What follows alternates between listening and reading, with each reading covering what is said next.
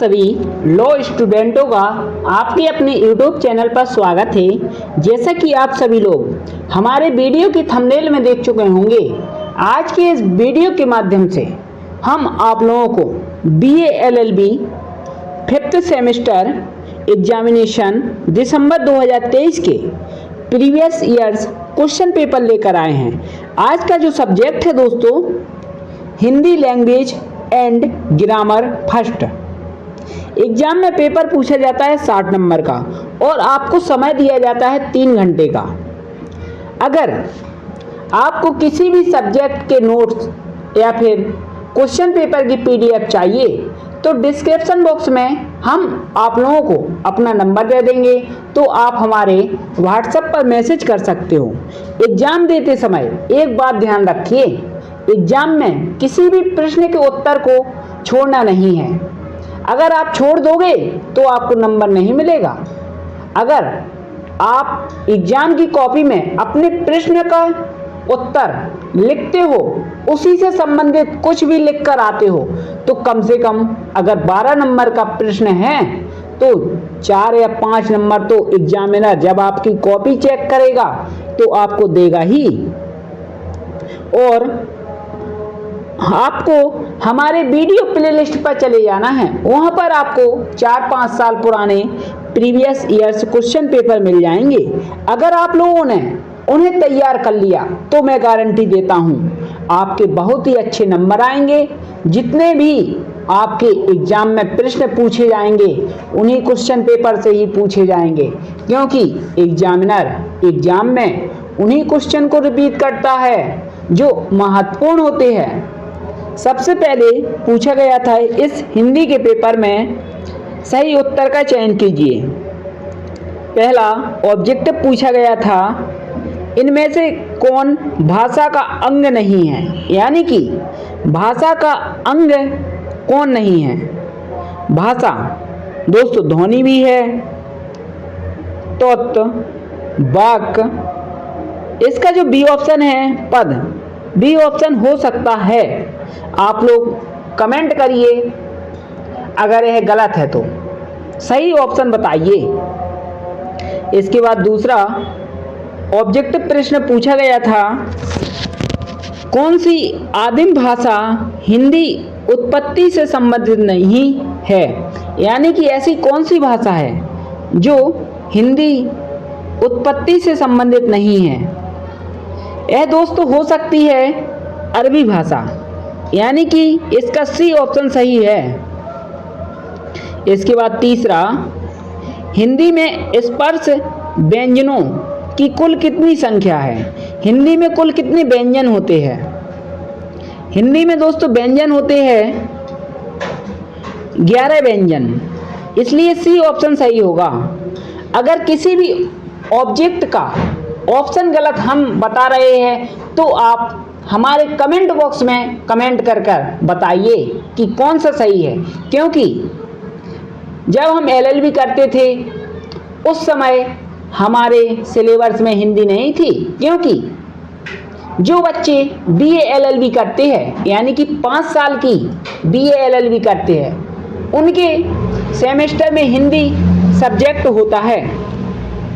मैंने तो LLB की 12वीं के बाद हिंदी मैंने पढ़ाई भी नहीं है, इसलिए हो सकता है कुछ ऑप्शन गलत हो जाएं। आप लोग एग्जाम देने वाले हो, इसलिए क्लियर कर लीजिएगा एक बार ऑप्शन, और हमारे कमेंट बॉक्स में ज़रूर कमेंट करें।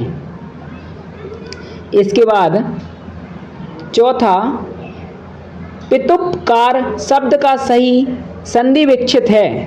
पितुपकार, पितिधन उपकार, यानी कि ए ऑप्शन सही होगा। इसके बाद पांचवा, हंस पद चिन्ह कौन सा है। हंस पद दोस्तों इस प्रकार का चिन्ह होता है, यानी कि बी ऑप्शन बिल्कुल सही है। हंस पद का उपयोग कब किया जाता है। हंस पद चिन्ह का उपयोग तब किया जाता है जब आप कोई लाइन या कोई पंक्ति लिख रहे हो अपनी कॉपी में, लेकिन बीच का बीच कोई शब्द छूट जाता है, तो उसको हंस पद चिन्ह लगाकर उसके ऊपर लिख दिया जाता है। इसका मतलब होता है कि आपसे गलती से इस शब्द को छूट गया है लिखने से कॉपी में, इसलिए वहां पर हंस पद का उपयोग किया जाता है। बी ऑप्शन बिल्कुल सही है। इसके बाद छठवां, किस प्रकार के शब्द विकारी नहीं है? दोस्तों, विकारी शब्द नहीं आते हैं क्रिया विशेषण, इसलिए सी ऑप्शन सही है। इसके बाद सातवां, अठन्नी शब्द में कौन सा समास है? अठन्नी, दोस्तों अठन्नी एक द्विगु समास है, यानी कि इसमें सी ऑप्शन सही होगा। इसके बाद दोस्तों लघु उत्तरीय प्रश्न पूछे गए थे 6 नंबर के 3। दूसरा प्रश्न पूछा गया था भाषा के विविध रूपों का वर्णन कीजिए। इसके अथवा में भी पूछा गया था व्याकरण के उद्देश्य लिखिए। तीसरा, हिंदी भाषा की विशेषताएं लिखिए। इसके अथवा में पूछा गया था स्वर को परिभाषित कीजिए। इसके बाद चौथा प्रश्न पूछा गया संयोग और संधि में अंतर लिखिए। इसके अथवा में पूछा गया शुद्ध वर्तनी की क्या उपयोगिता है।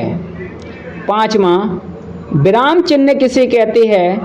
भाषा में इनकी क्या आवश्यकता है? यानी कि 5वें प्रश्न में आपसे विराम चिन्हों के बारे में पूछा गया था। विराम चिन्ह कितने प्रकार के होते हैं और इनकी उपयोगिता कहाँ कहाँ पर कैसे की जाती है, इसके बारे में आपको लिखना था।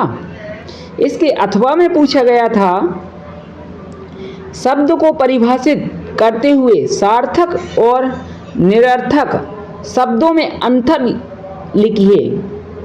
इसके बाद छठवां पूछा गया उपसर्ग की परिभाषा देते हुए उदाहरण सहित समझाइए। इसके अथवा में पूछा गया कर्मधारा समास को उदाहरण सहित समझाइए।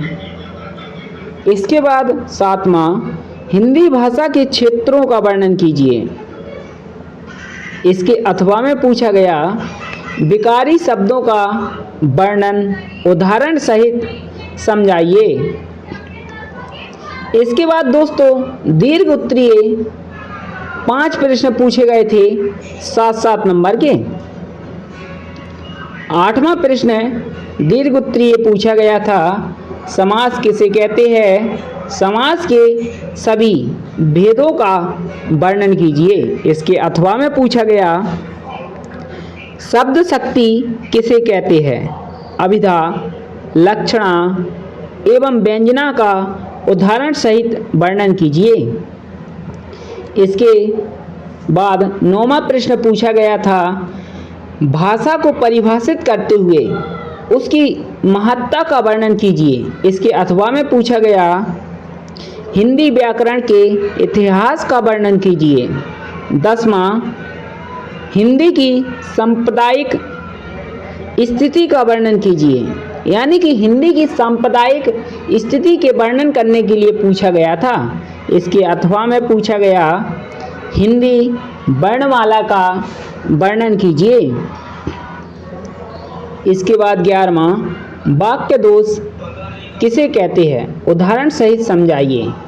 इसके अथवा में पूछा गया संधि को परिभाषित करते हुए विभिन्न भेद उदाहरण सहित समझाइए। 12वां, विराम चिन्हों की उपयोगिता पर प्रकाश डालिए। दोस्तों 12वें प्रश्न को भी रिपीट किया गया इसी पेपर में, दो बार पूछा गया है। यह आपको हिंदी में बहुत फायदा मिलता है। अगर आपने 3 साल पुराने पेपर देख लिए तो मैं गारंटी देता हूँ हिंदी के पेपर में एक भी प्रश्न बाहर से नहीं पूछा जाएगा।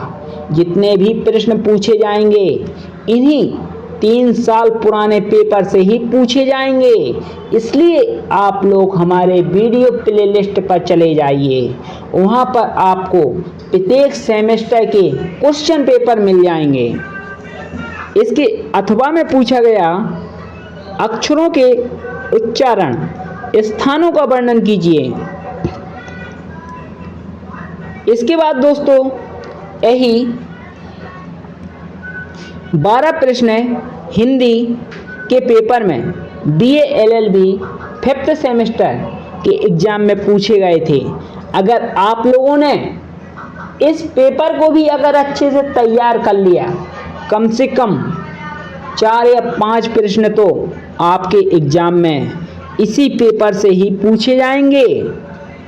अगर आपको किसी भी सब्जेक्ट में अगर कोई प्रॉब्लम है तो डिस्क्रिप्शन बॉक्स में हमारा नंबर मिल जाएगा, जिस पर आप मैसेज कर सकते हो या फिर मुझे कॉल भी कर सकते हो अगर आपको किसी सब्जेक्ट में प्रॉब्लम है। अगर आप लोगों को यह वीडियो अच्छा लगा है तो हमारे वीडियो को लाइक करें, शेयर करें और सब्सक्राइब करें। फिर मिलते हैं अगले ही वीडियो में जल्दी। धन्यवाद। जय हिंद, जय भारत, वंदे मातरम।